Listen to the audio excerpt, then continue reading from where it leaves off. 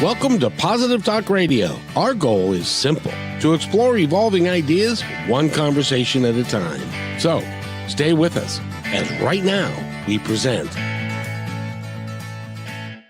Good afternoon, everybody. Are you an entrepreneur? Are you a businessman? Or do you have a company? Are you a CEO or a CFO or one of those big title lettered things that some people are? And if you're any of those, or if you're, I don't know, a pastor, or you're running a household, the gentleman that we have with us today, John Taylor McEntire, is with us. He's written a book, The Keys to Authenticity, along with a good friend of the show, Jack Canfield, and he is also working to help people understand how to um, build a better community, a better career, a better, whether it's individually or collectively. He does all those things. He's worked around the world, and he's taken a little bit of this and a little bit of that from this culture, from that culture, and he's put it all together in a comprehensive way. It's a program that he calls Sync, and we're going to get into all of that in just a second. But first, I have to say hello to John. John, how are you? I'm great, Kevin. Nice to be with you again. Yeah, Thanks it's awesome to have you back, sir. I've been looking forward to this because, business is one of those things, and actually, human behavior, I think, is more along the lines of what it is that you do, because we are all trying to do the best that we can, or think we're doing the best that we can, but a lot of times we get lost in all the stuff that is required of us, and I'm glad that you wrote the book, Keys to Authenticity, and I guess that's a good place to start. Why don't we start there? How did that book come to be? Well, this is the book, and the book is an anthology, and I happen to be a trainer for the Success Principles underneath Jack Canfield, and had an opportunity to participate in this book. I'm the second chapter after Jack, and there's another 15 or 20 that come after that. But it's really an anthology about how authenticity is really important in a lot of different aspects. And the way I was looking at it was from the viewpoint of inventors and entrepreneurs and what they need to do to actually be authentic, and why authenticity is really important, especially in this day and age. It is more important than ever because information is more readily available than ever. And it's hard sometimes to keep everybody, as I've said in the past, rowing in the same direction and keeping everybody working together, understanding what the bigger mission is and what their role in it is.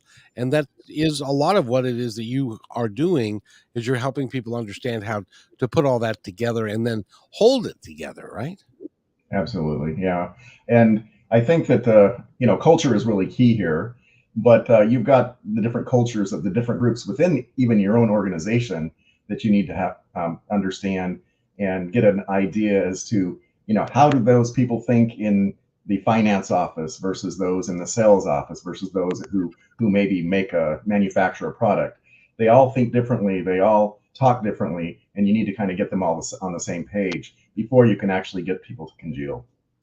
Well, it's interesting because if you are like an engineer or an internal auditor, your brain tends to think in a certain way that is different fundamentally from how a manager will look at things or a sales guy will look at things.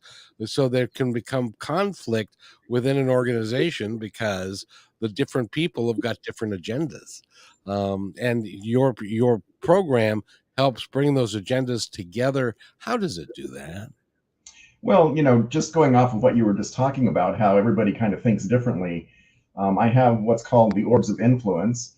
Sometimes people will call it a spheres of influence or whatever, but I call them orbs because it's more organic. Spheres are like, kind of completely, round and uniform and such. But orbs is something that's organic, and it's something that's different for each person. So you've got your orb in the middle, and then you're looking at all these different orbs, and some are closer than others, and you're trying to actually pull them together. So when you're learning about these orbs, you're trying to understand how does that other org think. So if it's like me dealing with the finance office, I need to understand how those accountants think, and understand what makes them tick, and what are the things that I should be using to talk to them, and what are the things that I shouldn't be using to talk to them with, because that language is really important to get them onto the same page, speaking the same language. um, part of the same language is trying to deal with the curse of Babel. Okay, and so we're trying to alleviate that activity where all these languages are out there, everybody's speaking something different, and somehow you're disconnecting because you're not on in the same wavelength. You're not speaking the same language. So you get everybody, you understand what they're thinking first. You try to help them understand what your issue is that you're talking about, and then you start talking the same language, and you help them understand why what you're doing is important to them. Okay, and why what they're doing is important to you, and so you get this act of commonality uh, together, and people start to realize, hey, those people in that office are not as weird as I thought they were, or they're not off their rocker. They're actually going towards the same mission. And when we realize that we're going towards the same mission, but we each have different pieces of that puzzle to get there, then we're able to connect those and actually make them be much better than just the pieces if they were alone. Sometimes doesn't it start with the CEO and the upper management folks? Because sometimes folks will set up a company where they create adversarial positions.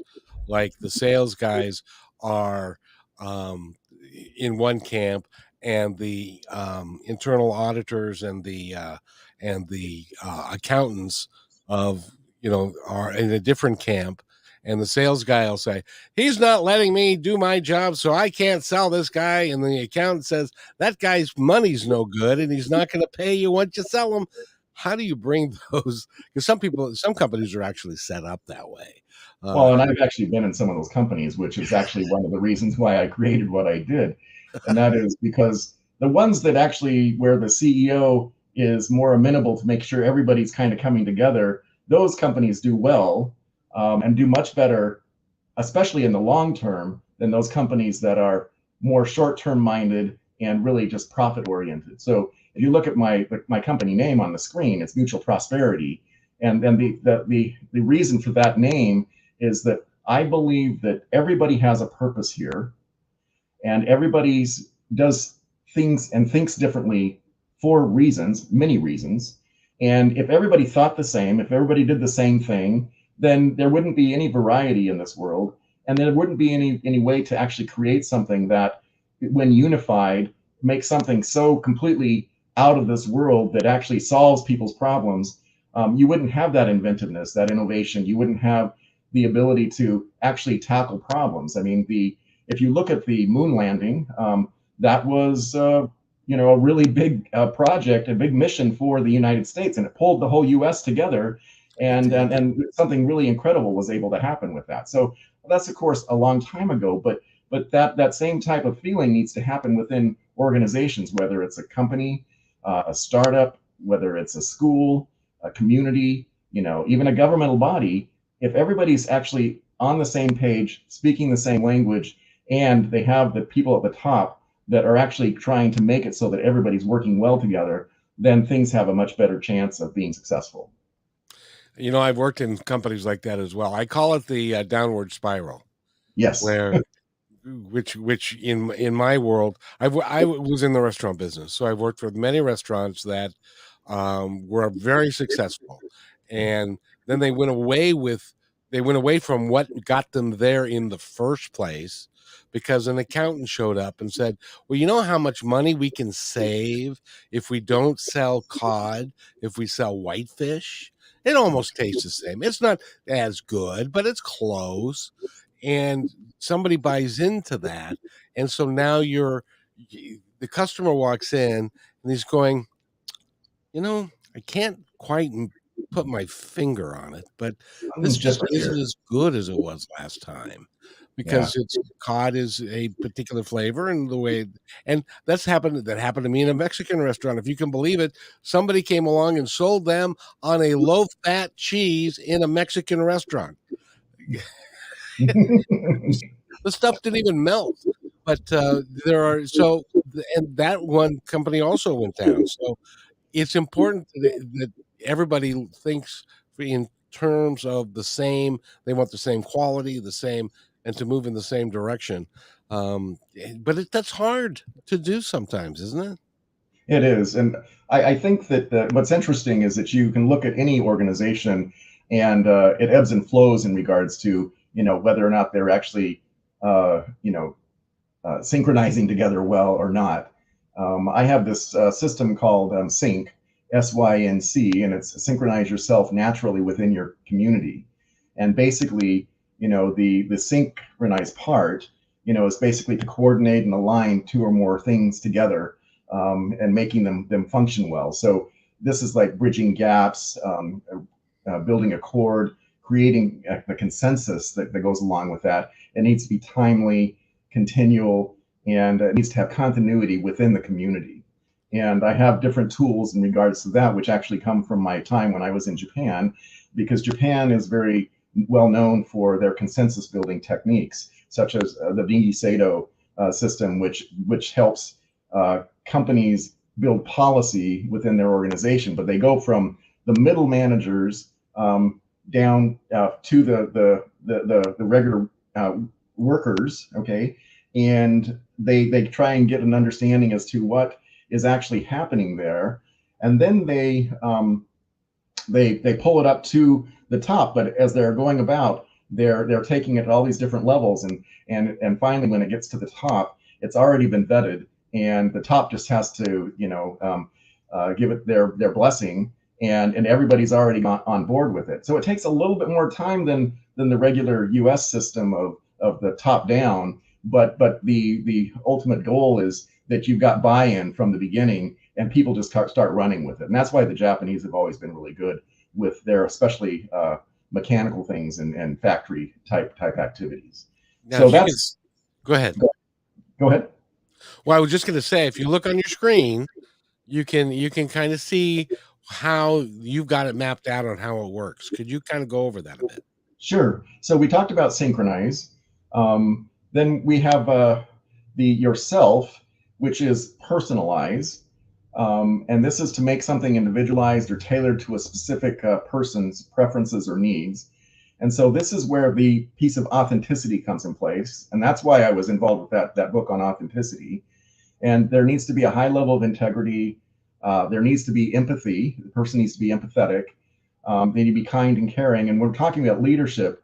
I really believe that they need to be servant leadership. Okay, there needs to be somebody who's actually trying to, they're going to go in and work as hard as the others, maybe even harder, and they're going to try and make it easier for those people to do their jobs. And so it's servant leadership, and there's continual learning and introspection and constant improvement that comes about with that. And so some of the things that I've taken off from here is in the Philippines, and I don't know, how many people in our audience have traveled overseas and everything, but when you go like to the Middle East, where I worked for 9 years, and other places around the world, there's a lot of people from the Philippines that are in the service industry, and I have always been totally amazed by how happy these people are, and how good they are at service and everything. And so I learned about the 7 M's of service that they have in the Philippines, and the M's are all words from Tagalog, but you can understand that there are different things about how the customer is important, and how you need to make sure that you're thinking ahead, and you're making yourself presentable, and all these different things that make things well. So that's where the servant leadership and the service side of things come in. And if you create yourself that way, then you're able to personalize this in a very important way. So then the naturally, it's naturalize, and so you have to naturalize this. And so how do you naturalize this? You're basically establishing, a foreign species, okay, something foreign going into a new environment. So you're trying to naturalize that. And so how do you do that? You make it natural. You make it integral. You internalize it, and then you recognize the community where it's going to go into, and you appreciate the diversity. So different things that I bring in here are things about intuition. And in Korea, there's a thing called nunchi, and this is the Korean art of reading people and situations. And then also, I don't know how many people here have read Sun Tzu, The Art of War, and it's a military general who wrote this, but he's really a philosopher. And people think, well, Art of War, why would you even be thinking about that type of strategy? Well, he's actually trying to show people how you don't have to fight physically to actually win a war. You're able to do it strategically, and so you need to have this strategy. This you need to strategize to be able to harmonize, to be able to naturalize that into yourself. And then it comes to within your community, and that's the communitize. You need to bring it together or organize a group of people into a community. And this involves creating a shared sense of identity, purpose, and responsibility among the individuals. And the community could be your team, your office, your company. It could be a political party, a group, a branch of something, a family, a couple, a school, a church. Basically, it's a community. It's an ecosystem. And again, going back to when we were talking about synchronize, how these individuals are all important in the orbs of influence. This is where you pull that back in together, and everybody has a purpose. Everybody has a place. And so, again, the orbs of influence, tackling the curse of Babel, putting those puzzle pieces together in a way that makes sense, taking down silos, and reconfiguring tribes. And so those are the tribal aspects, are things that I learned when I was in the Middle East, and how you need to work with people and respect them, okay, in a way that they can respect you and bring things together. So ultimately, what this whole thing brings together is it democratizes things, and it makes things accessible or available to a wider range of people. So everybody feels like they're a part of the whole, and that they each have a piece of the puzzle, and they basically get excited and they get bought into the situation. And when you do that, you're able to actually, pull people together and actually pull things out of them that you couldn't do before. That's a really interesting system. But it starts with, and I like the way that you've got this this working. It starts with yourself. And one of the things that you talk about is that I find kind of lacking right now is integrity, kindness, being affable to other ways of looking at things, and not being so set in our ways and thinking about the other, that they don't believe the same things that I do. Whereas if you stop and look and really try and understand where they're coming from, you have a much better shot. Do you agree with that? Oh, I totally agree, and I'm really excited that you get what I'm trying to convey here, that it's somehow coming out. Well, and because one of the things is integrity, honesty, caring. That is, in some cases, that's an art form. In some organizations, like the sales organization that I was part of, honesty and integrity were not words that they used, because in order to be a successful salesman and to make more money, you had to act without integrity, in some cases to some customers, because you were charging them more than you were charging another customer for the same exact product, and then lying to them about that. Sure. A company So, can't have integrity when they're asking you to lie.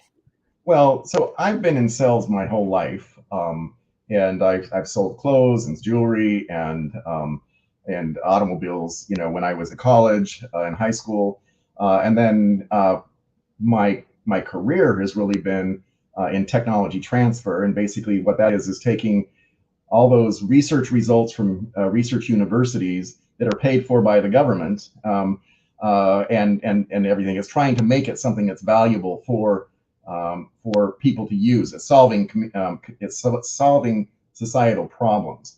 And so, but the only way you can solve those problems is to actually take these technologies that were developed and hand them over to an entrepreneur or to a company, and have them do the further development to make sure that technology actually can become like a piece of a phone. So if you look at your smartphone, the GPS system, the touch screen, the magnetic charging stations, those all came from technology transfer. Those came from university technology, okay, from inventors in universities that then was licensed out to an Apple or a Samsung or some other entrepreneur. And that's how societal problems are actually solved. And that actually came about because we have some really cool systems within our economic and political system where we have the Bayh-Dole Act. And this is getting a little bit technical, but the Bayh-Dole Act was in 1980. And this is when Senator Birch Bayh and Bob Dole reached across the aisle. They're both a Democrat and a Republican, respectively. And they reached across the aisle and they said, hey, we have all this money that's going in from the federal government, and it's just sitting on shelves. And the reason it was sitting on shelves was because the government owned all the technology that was developed under that funding. Well, the Bayh-Dole Act allowed these universities to then own the technology as long as they made a commitment to try and get it out to solve people's problems and then license it to companies. And so with being able to do that, they were able to actually bridge across the aisle and actually come to commonality between the two parties to solve a problem that actually catapulted the U.S. into being the innovation engine that it is today. I mean, you look at many of the innovative companies, and the majority of them are coming from the United States. And there's a reason for that because of this law. So getting back to where we're at today, when I was looking at COVID, and I was watching how COVID was really tearing up our society. And if these politicians really cared about the individuals, okay, the people, they would have maybe tried to approach it in more of a way that I'm trying to present here. And that is, you try to empathize with people, you try to help get people on the same page, speaking the same language, and have integrity and authenticity in regards to why we're doing certain things. Why are we wearing masks? Why are we getting, the vaccines and everything? And if you're able to do that and actually show you care, you're able to pull them together, and maybe we wouldn't have had so many problems with this. And so I really believe that leaders are very, very important in regards to how they approach things. And if going back to your idea of a company that's selling something, and they're selling something to somebody for one price and somebody else for another price, and maybe if it's the same thing, that's not good. But maybe they're providing something extra to somebody else, and that's why it's a little bit more expensive. And they're not providing the same thing to another person. That's why it's cheaper. So if that's the reason, then that's high integrity and that's authentic. But if they're doing it, they're just trying to screw people over, then it's not going to last very long. And I've been in companies where they were really intent on just getting as much as they could for that moment, and not so much thinking about what's going to happen in 10 years. And a couple of those companies are just not around anymore. They ultimately lost their momentum and lost their market because people didn't trust them anymore. And I once I realized what they were like, I decided I wanted to get out of those companies and doing something that was more meaningful and everything. But it was from the top, and you need to have that idea that the leaders are supporting the people that they represent in that service mode, and then the people that are underneath them will want to come through. So another thing that happened with COVID was the Great Resignation. And the Great Resignation was coming about because people were not feeling like they were being appreciated within their companies, their organizations. And that, even though they were doing a job and punching the clock every day, they just weren't very happy with those jobs. And it's because they weren't given the keys to actually do their job the way they needed to. They weren't listened to in regards to how to make that work better and work more to facilitate with other groups. And these groups were just like what you were saying. They were kind of tagged to go against each other. Somehow this competition mode is thought of as being something that will help the company succeed. But I think it's actually the opposite. If you actually get people to work together and they see that vision, and that vision is this certain thing, and everybody sees how their piece goes into that, and then they try to figure out how they actually make it work better, then they're able to get something that's very meaningful, and everybody starts to appreciate their job. They feel appreciated. When they feel appreciated, they want to work harder, and when they work harder, then the company succeeds, and then ultimately everybody gets rewarded for that, and that's that mutually prosperous society that I'm thinking about. Well, and it really works. By the way, there's a quote that I've got up here on the screen, and I don't know if you know who this gentleman is. His name is John Taylor McEntire, and he's the CEO of Mutual Prosperity. Do you know who that guy is? Yeah, I do. And he says leaders do best with supporters who completely adopt the agenda. Supporters become diehard advocates when leaders shape conditions that inspire conviction. It's all about gaining buy-in.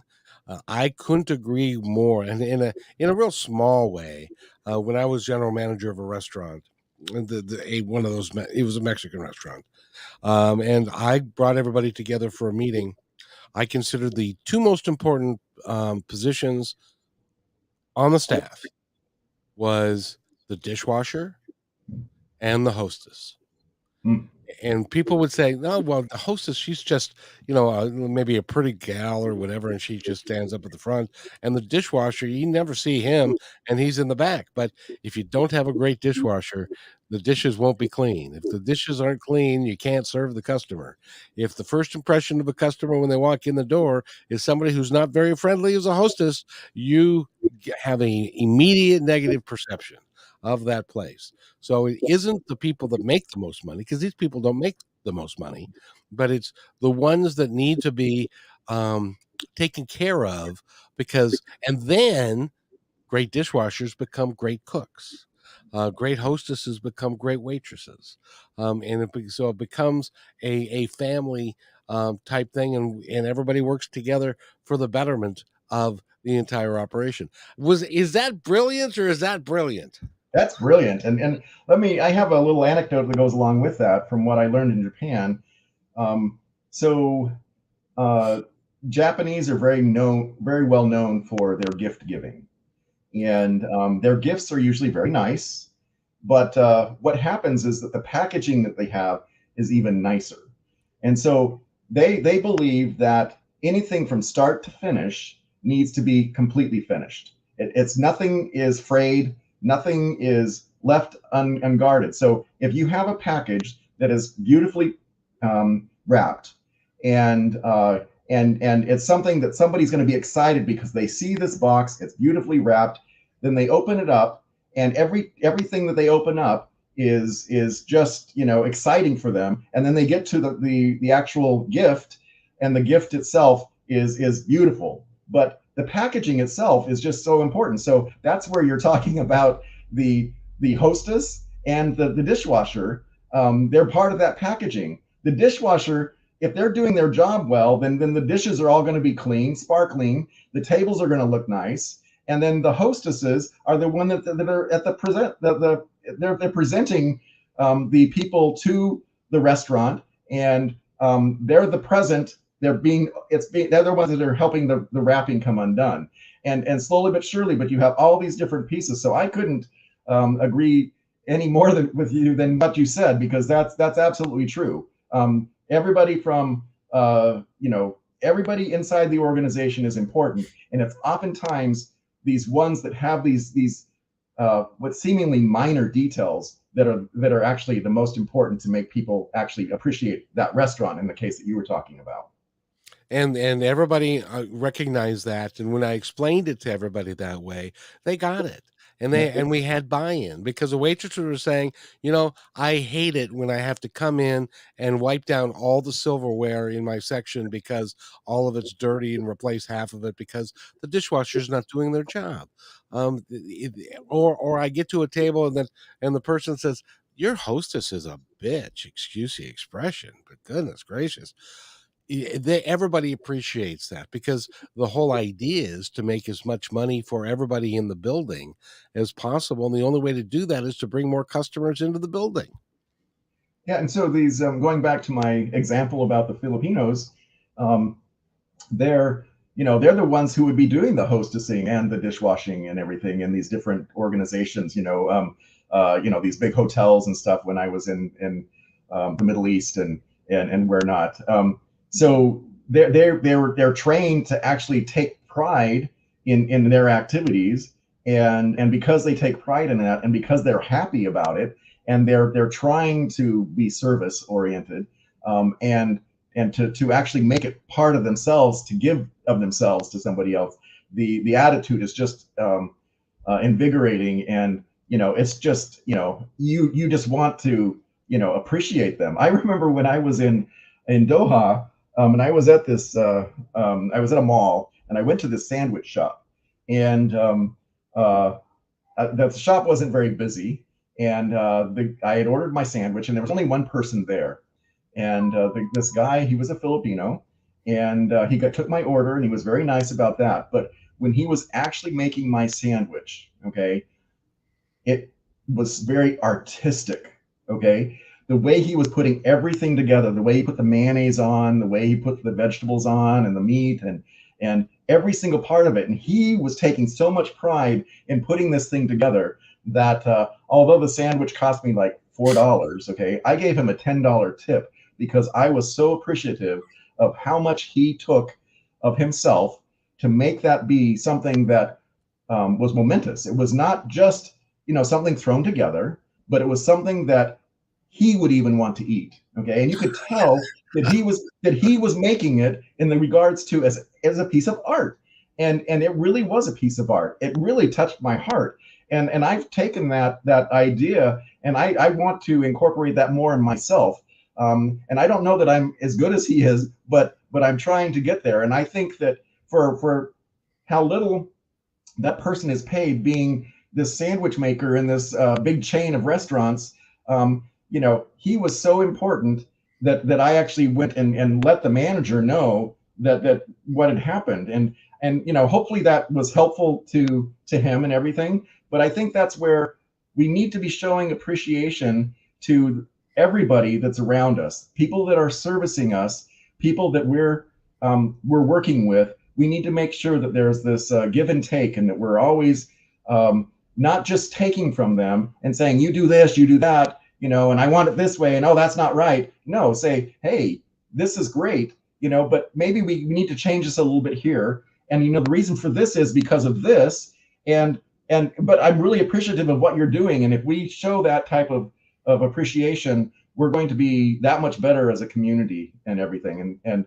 maybe if we're able to put this into our own lives, this political divide that we have right now, which is totally eating us apart, maybe we can actually see where we have more commonalities than we have that are differences. And those commonalities are what we need to pull together. It's what Senators Bai and Dole did when they went across the aisle, and they created this innovation ecosystem within the United States that people they want. So I actually I worked for the Japanese government, the Japanese patent office, and helped them put together a technology transfer office in Kobe after the big earthquake there. And this was their way of helping to evolve things. Once they got the physical infrastructural things put in place, they got it all, cleaned up, they got it rebuilt because it was just completely demolished. Now they had to work on the economy. And so Japan actually adopted a Bayh-Dole Act equivalent for Japan because they wanted to have that same type of innovation ecosystem developed for them. And so that was a really clear indication to me that there are some things that are being done right, okay? And we need to make sure that we are keeping those things intact, but that we're utilizing those tools that we have to make sure that our personal lives and our group lives and our communities are actually growing, and that we're giving to each other, and we're able to take from each other something that becomes better because these puzzle pieces all are meshing well together. I love what you're saying, and I know you've worked all over the world, and it hurts me to say that I don't think that we, speaking of the United States of America, is right now acting in our best interest, in our best self, for all of us working together, moving forward. A lot of us don't take pride in the work that we do. That we don't take, regardless of what it is, making a sandwich into a work of art. If you look at it, if you have that perspective, rather than slapping together something that costs $4.50, um, it changes things. It changes who you are. Why don't we? And you, like I said, you've been all over the world. You've been in the Middle East. You've been in Asia. Uh, why are we having such a tough time here right now? Do you think? Well, I think it's a couple things. I think that social media has a big part to deal with what's happened the last 10, 15 years. Okay. Because that's when the downfall really started happening. Because social media makes it so that we're always trying to compare ourselves with others. And so when we compare, we're not comparing equals to equals. We're comparing, somebody who happens to be really expert in something, and then we don't feel like we're expert. And so we feel like we have to tear them down. And so there's something wrong with that mentality. Social media should be something where we're actually, genuinely telling, our stories, telling, our problems, telling our successes, telling, about ourselves, but then we're also listening to others as they're telling about themselves, and that we're each cheering everybody on. And you don't see that very much in social media. Now you do in certain groups, but when you get different polar opposites, then all of a sudden we're always just tearing people apart rather than building people up. And so this positive talk radio, which you have, is a great aspect of social media. Okay, so it's trying to get social media on the right track by having discussions like this that help us understand, what value each person has, and how we can get on the same page, and how we can, recognize, where we go together as a community. And so it's a give and take, but it's kind of gone off on this really wild track where, we have to hit things, and we have a cancellation culture, and cancel culture, and everything. I think we've gotten away from what made America great in the first place.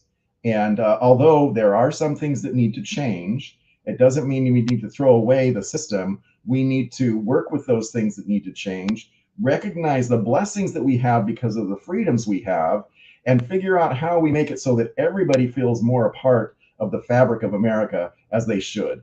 And that's what hasn't been there. And we need to pull people together in unity rather than showing, all these differences, and why one group is worse than somebody else, and how they had what they had to do with making things bad.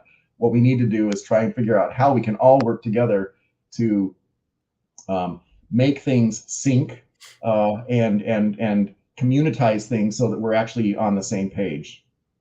And I love the work that you're doing, by the way, with sync, and when we're going to go over that again in a moment. But I did want to point this out.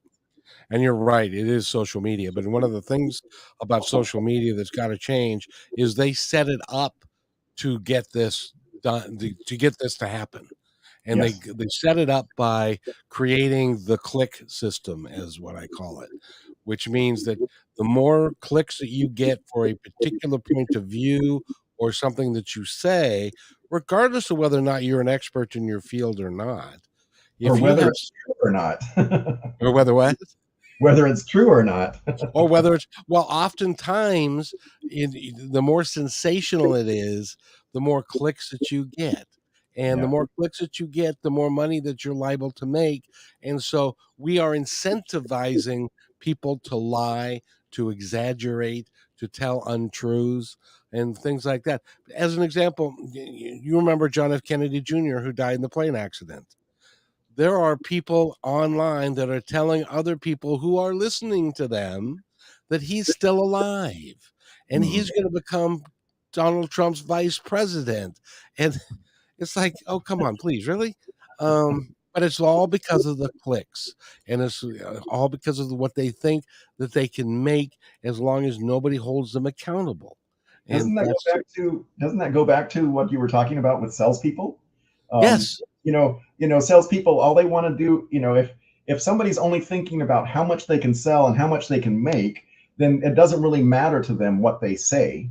And we see that in our politics on both sides of the aisle right now. There's all these accusations going across and everything, and a lot of it's not even true.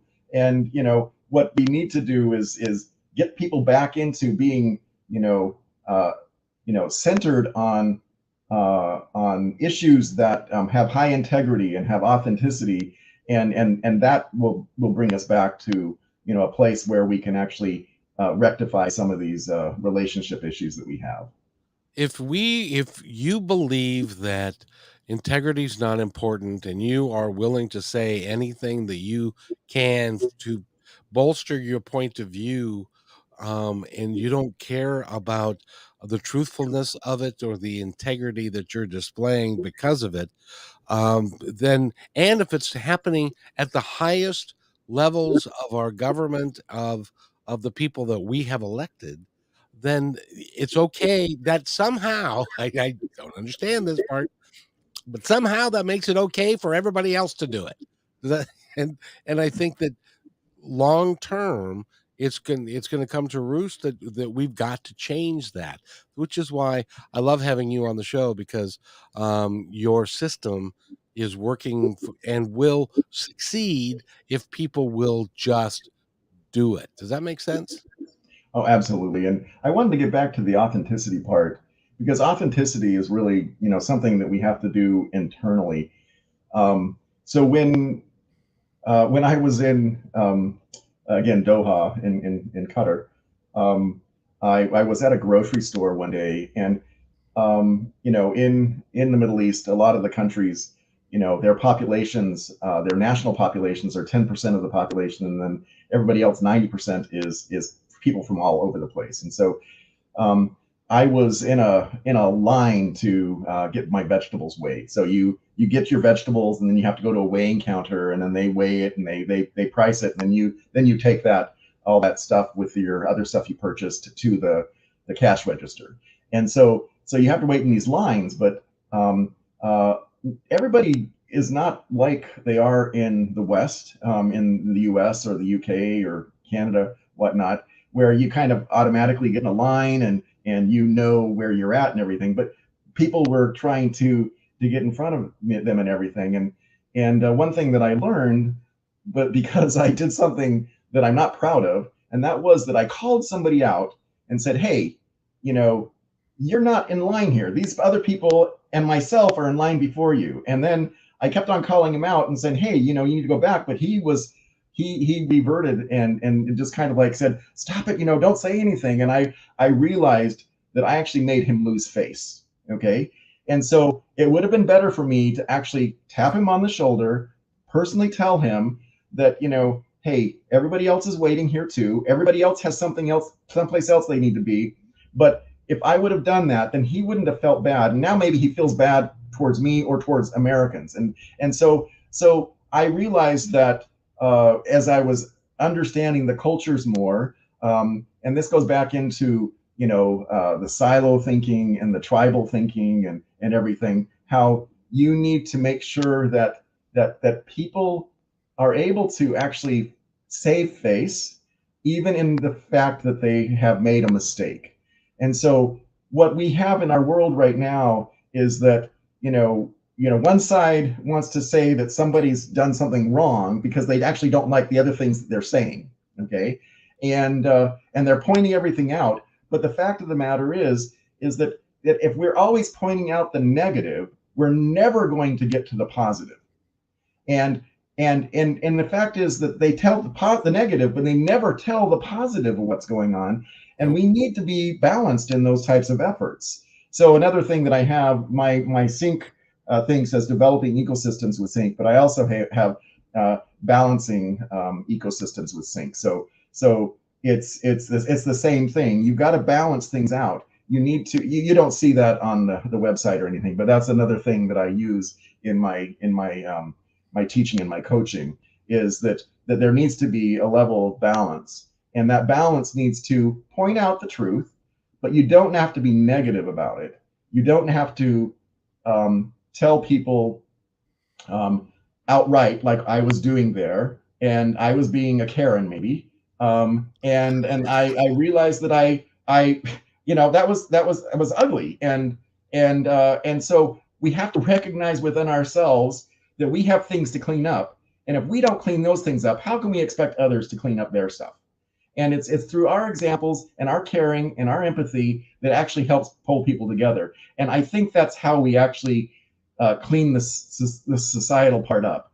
We show people that we care, and then if they feel like they're being cared for, then they're going to start caring for you, but also for others. So it's contagious, and it's contagious the opposite way too. But we need to get that contagion in to a point where it's a good contagion, and that we're bringing good into the world rather than bringing this negativity.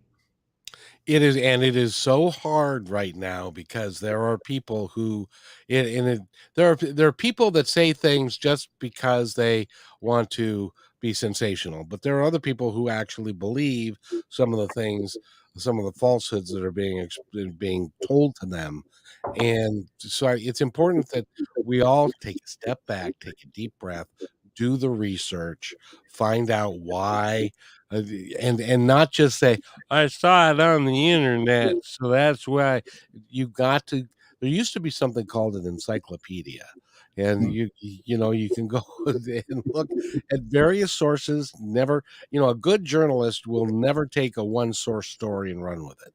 They Absolutely. always look for 2, 3, 4 sources to corroborate that the story is true, or mostly true.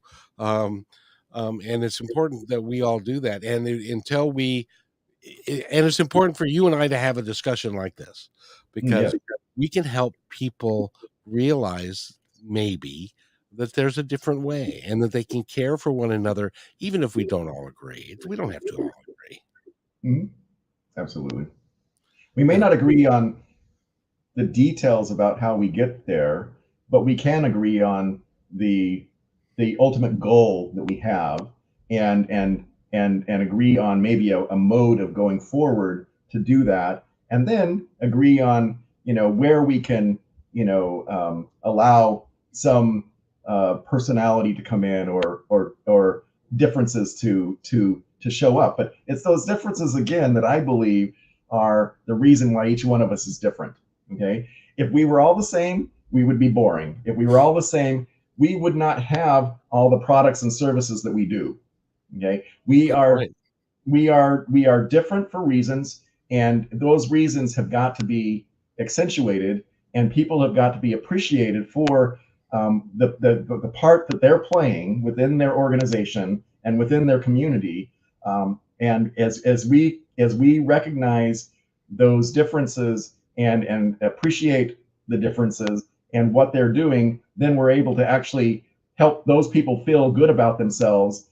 And again, that's that mutually prosperous attitude that we can create, when, even though a CEO makes so much more money than one of the lower workers, they can all feel like they're part of the whole, and they can feel like they've really produced something, if they feel like they're being appreciated. Exactly, and, like the auto worker strike that's going on right now is a prime example of people that are looking at CEOs that are making $30 million, and they're making what they were making before, and maybe 5% a year, and they just don't fundamentally feel that that's fair, and they're probably right, Mm-hmm. Yep. Well, and we as go ahead. I you know, when I don't know how we actually solve this issue, but you have these these entrepreneurs who do something really creative. So another technology transfer story is actually Google, and Google came from Stanford University, and the Stanford boys, the Google boys, they created this algorithm, and the algorithm, it was patented, and this is what created Google what it is today, as a $2.1 trillion company. That puts it at the valuation of the 10th economy in the world, which is Korea. Okay, so Jeez. you think about the wealth that these individuals have, okay, compared to the others, but they didn't do this themselves. They came up with the spark of the idea, which was really, really important. They came up with the leadership to actually get that thing to be put together, and everything. So there should be some value placed on them, because this is used all over the world. But all the people that were underneath them, they need to be appreciated. And Google's pretty good at showing appreciation to their people, with the different benefits that they have and everything. But still, there needs to be some way of making that divide less visible. Or why do some people need to have the amount that a country would be making in their bank? There needs to be something there. And I'm not saying that we should tax them incredible amounts, but there should be something where, when we're getting something from society, which is all these people working for us and building something, then we should be giving something back to society that is actually beneficial to them, rather than continuing to buy those yachts and whatnot. It should be something where, again, it's mutually prosperous, and it doesn't have to be equal, but it does need to be something that people feel appreciated, and that appreciation does come in the form of money and benefits and things. But there needs to be some way to help people feel like they're really being appreciated for their part of the puzzle, which has made that great wealth for that company. Was a presidential candidate several years ago when they were talking about the fact that he didn't pay any taxes, and he said, "Well, I'm just good at manipulating the system." And I was thinking to myself, okay, so you built this company, you didn't build the roads that your employees drive on to get to the company. You didn't build the electrical grid so that the employees could have a nice warm house to live in and have warm water to shower so that they could take a shower and come to your facility. So there's lots of things that you did not pay for that you're taking advantage of, that ultimately you should be willing to give back a piece. At least that's my viewpoint. Yeah. So, but that same person, I believe I know who you're talking about. He was saying that everybody else that's in that class in the elite, they're doing the very same thing. So it's not that that person is doing it themselves. It's that that's just the way that the system is made, and so the system does need to change, because there's no reason why somebody shouldn't use the system the way that it was created. But the system itself is flawed. Yeah. And yet at the same time, we can't get 100 people in a room, or in this case 500 people in a room, and get them all to agree on anything. Yeah. Did you ever watch Braveheart? Yes. Yep. One of my favorite lines in that movie is, "They can't agree on the color of shit," and that's I, I can say that because this is not FCC regulated, Yeah. Yeah. but but that's where we're at now. With it, they can't agree on the color of shit, so nobody's gonna agree on much anything. Yep. No, I totally agree with that. But I think that, again, going back to the sync philosophy and this methodology, if we put it down to the real basic parts, you're trying to synchronize things so that you've got the community, you're bridging gaps, you're building the accord, you're creating this consensus, and you're doing that from starting with yourself as the person, and you're starting from a point of trying to have high integrity and authenticity, and being empathetic and helping people understand how important it is to be kind and caring and to be a servant leader. And And then that introspection that we have, being able to recognize when we make a flaw. So like I made a mistake. I need to correct that because it hurts somebody else. And then you need to naturalize that by making it integral and internal and recognizing the community and strategizing in regards to how you actually make that happen and appreciate that diversity. And it's that strategy that's going to pull that diversity together. And then you need to communitize that. And the communitizing is actually, building the team, building the office, building the company, making sure that everybody's getting on the same page. Everybody has a purpose here on earth. Let's make sure that everybody feels like they have a place and they feel like they're being appreciated. And by doing that, we're able to actually create a system that actually creates value on top of itself and augments everybody in the midterm as we go towards the long term for this mutually prosperous society. And who was it? Somebody said something. The gospel according to Bruce Springsteen. right before he goes into the song "Born to Run," he says, "Nobody's going to make it unless everybody makes it." And that is a real, none of us is going to be able to make it to where we want to go individually. It takes a village, it's collective, and we all need to work together for the betterment of everybody. And if we did that, and when we do that, because I believe that we are going to do that, may be a while, but it's going to be people like you, people like me, that are going to make some things like that happen. John, if somebody wants to work with you, if somebody wants to you to coach them and to help them develop their own sync system in their business or their personal life, how do they get a hold of you? So at www.mutualprosperity.com is my website, and that has all the different tools, different services that I provide. And yes, and you can get a hold of him, and it's I highly recommend it because you have been around the world. I think that your way of looking at things is very forward thinking, and it's something that it will happen over time naturally, because when something doesn't work for long enough, people make the decision to change it. I just don't want it to go down that rabbit hole so far that it takes a while to come back. Absolutely. I agree with you totally.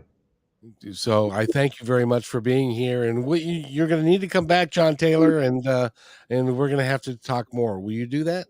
Oh, absolutely. I really appreciate it, Kevin. And I appreciate, Positive Talk Radio, your show and everything. It's awesome to be able to talk positive and actually try to bring some brightness to the world. Well, together and with all of us, we can do it. We just have to make that decision that we're going to. And once we make that decision and start moving forward, I think change will be quick.